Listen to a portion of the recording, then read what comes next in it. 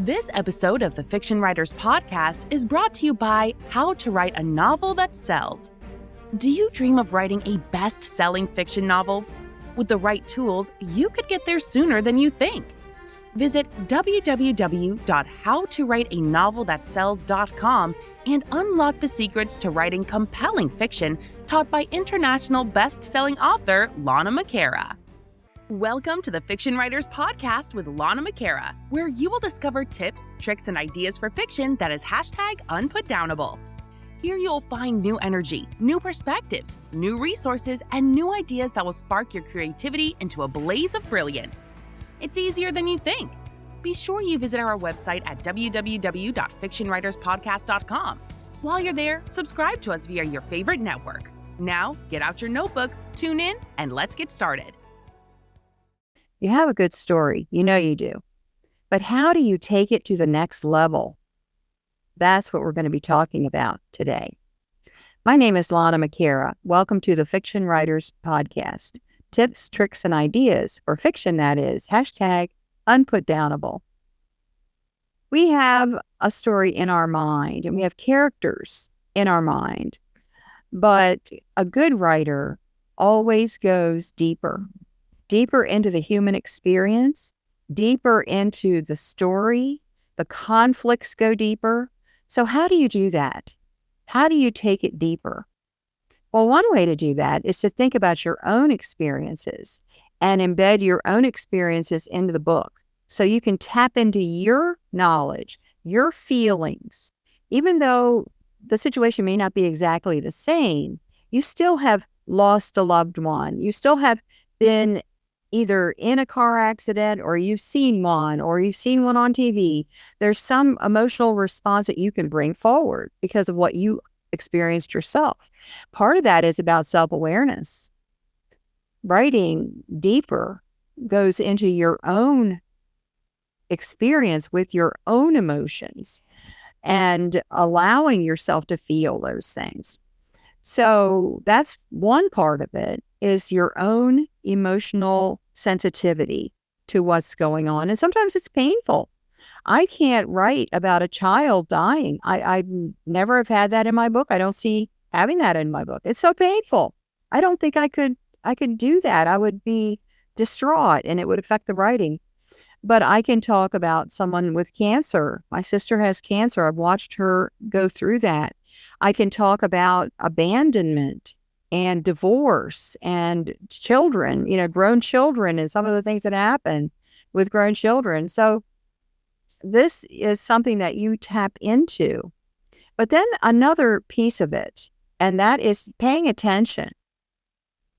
I was watching an interview last week where these two people were being interviewed together as a couple. And the person interviewing them was a friend of theirs. Now, these two people are public figures. They're in the coaching world. And they met each other at an event where they were both speaking, and they immediately had a connection, and they're together. They're living together.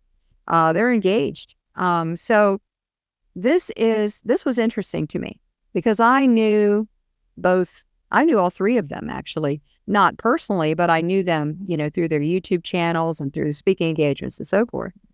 And I thought, wow, they're together. That's interesting.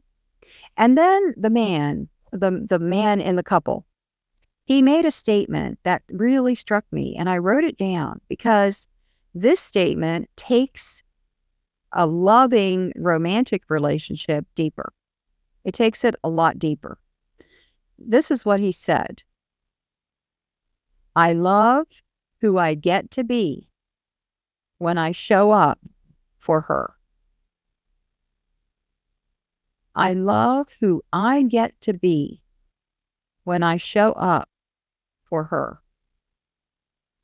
And I thought, what a way to say that. What an amazing insight. So he loves her to the point where when it's uncomfortable to show up for her, he loves that. He loves the discomfort of showing up for her because of the emotion it brings up in him, the loving emotion it brings up in him when he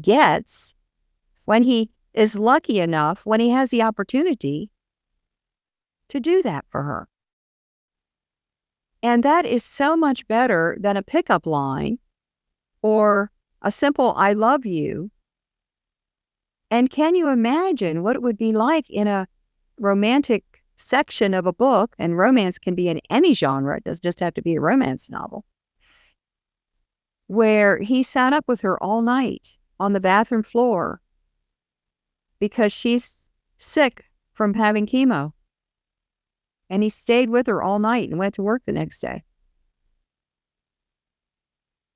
Or maybe it's something more lighthearted. Maybe he's had a long day at work and he comes in the driveway and he's tired and all he can think about is sitting down and zoning out. And when he opens the door, she's got music on and she's dancing and she's happy. And she says, dance with me, dance with me. And the last thing he wants to do is dance. But he loves her smile and she's smiling. And he knows if he does this with her, she's going to be happy. And so he puts his stuff down and he takes her hands and they dance. Because he loves who he gets to be when he shows up for her. That is so wonderful. And it will take your novel to the next level. That's just one example. There are so many others. When you are sensitive and you pay attention, you'll spot these too. I hope that helps you today. My name is Lana McAra. See you next time. Thank you for tuning into the Fiction Writers Podcast with Lana McAra, where we share tips, tricks, and ideas for fiction that is #unputdownable. Remember to visit our website at www.fictionwriterspodcast.com and enjoy even more great episodes like this one. Again, while you're here, subscribe to us via your favorite network. We look forward to seeing you next time on the Fiction Writers Podcast.